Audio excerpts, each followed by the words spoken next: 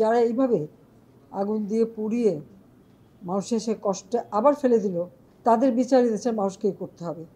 আমি খালি সকলের সহযোগিতা চাই। আর এইভাবে মায়ের কোল খালি হোক এটা আমি চাই না, কারণ আমি তো বাবা মা সব হারিয়েছি। আমি তো জানি হারাবার ব্যথা কত কষ্ট, কিন্তু সেই কষ্ট বুকে নিয়ে তো ফিরে আসতে এদেশের মানুষের জন্য। এখানে আমার তো কোনো চাওয়া পাওয়া নেই। বাংলাদেশের মানুষের জীবন মান তো উন্নত হয়েছে, আমাদের অর্থনীতি আজকে কত কত উপরে উঠে গিয়েছিল, এবং এটা মনে হলো যে এটা আর কিছুই না। এটা আমাদের অর্থনীতিকে সম্পূর্ণ পঙ্গু করে দিয়ে বাংলাদেশকে আবার ভিক্ষুকের জাতি করে দেওয়া। এবং আমাদের স্বাস্থ্য মন্ত্রণালয় থেকে মন্ত্রী প্রতিমন্ত্রী সহ আমাদের সকলে বারবার এদের দেখে গেছে এবং যা যা লাগে করে দিচ্ছে। আজকে চিকিৎসার জন্য যা যা লাগবে আমরা করে দেবো, করে দিচ্ছি। আর যারা পা হারিয়েছে বা হাত হারিয়েছে, আমরা কৃত্রিম পায়ের ব্যবস্থা করে দেব, যাতে তারা আবার সুস্থ মানুষের মতো চলতে পারে, নিজের কাজ করতে পারে। এবং এর মধ্যে একজন আবার প্রতিবন্ধীও, কাজে তার মা যাতে ভালোভাবে চলতে পারে। প্রতিবন্ধী অবশ্য আমরা ভাতাও দিচ্ছি, কিন্তু তাকে আরও ব্যবস্থা করে দেব, আমাদের যতটুকু সাধ্য করে দেব। কিন্তু আমার দেশবাসীর কাছে আমি বিচার চাই, কি অপরাধটা কি করেছি যে এইভাবে, যেখানে আমি মানুষের ভাগ্য পরিবর্তনের কাজ করে যাচ্ছি, মানুষের জীবন মান উন্নয়ন করেছি।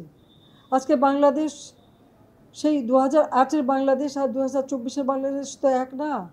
বাংলাদেশের মানুষের জীবন মান তো উন্নত হয়েছে, আমাদের অর্থনীতি আজকে কত কত উপরে উঠে গিয়েছিল, এবং এটা মনে হলো যে এটা আর কিছুই না। এটা আমাদের অর্থনীতিকে সম্পূর্ণ পঙ্গু করে দিয়ে বাংলাদেশকে আবার ভিক্ষুকের জাতি করে দেওয়া। এটাই বোধহয় এদের পিছনে ষড়যন্ত্র। সেটাই হচ্ছে সবথেকে দুঃখজনক, যে দিন রাত অক্লান্ত পরিশ্রম করে বাংলাদেশটাকে যখন একটা জায়গায় নিয়ে আসলাম, আজকে সেখানে দেখি এই একদিকে জ্বালা পোড়া সব কিছু। ঠিক যে প্রতিষ্ঠানগুলি মানুষের সেবা দেয়, আজকে মেট্রো রেলে চড়ে মানুষ কত অল্প সময়ের মধ্যে সময় বাঁচিয়ে কর্মস্থলে পৌঁছাতে পারতো, আবার ফিরতে পারতো। সেখানে ছাত্ররা, চাকরিজীবী, সাধারণ মানুষ সবাই তো যেতে পারতো। সেই স্টেশনগুলি পুড়িয়ে এখন ট্রাফিক জ্যাম, মানুষের কষ্ট। আমি তো কষ্ট লাঘব করেছি, কিন্তু যারা এইভাবে আগুন দিয়ে পুড়িয়ে মানুষের সে কষ্টে আবার ফেলে দিল, তাদের বিচার দেশের মানুষকেই করতে হবে। আমি খালি সকলের সহযোগিতা চাই।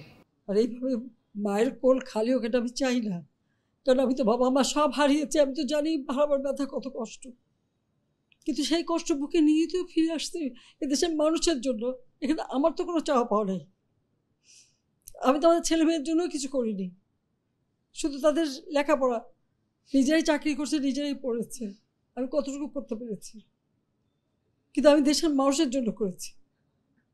আজকে অন্তত মানুষের ভাত কাপড়ের ব্যবস্থা, চিকিৎসার ব্যবস্থা, তাদের কাজের সংস্থা সবই তো করে দিচ্ছিলাম।